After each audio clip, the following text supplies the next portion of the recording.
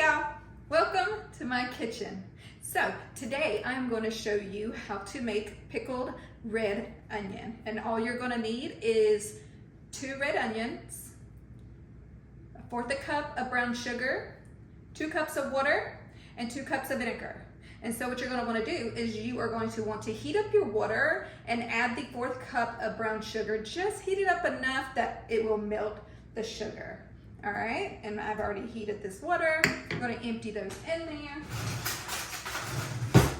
and just let that melt. So after that has melted,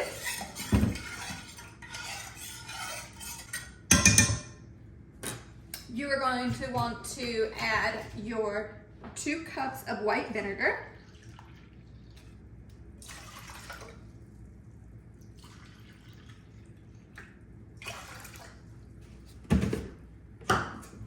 Give that just a little mix.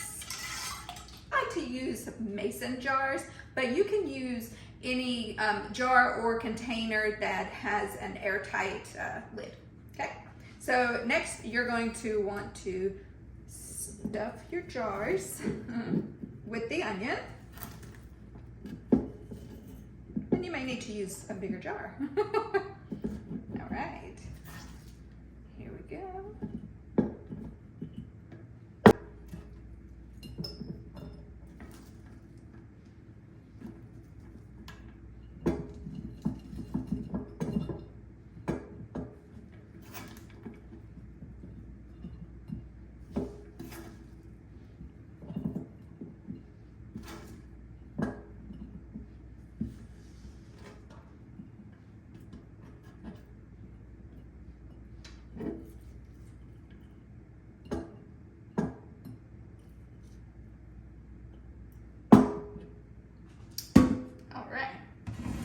So then after you have stuffed your jars, you're going to want to pour the mixture just right in there without making a mess like I am.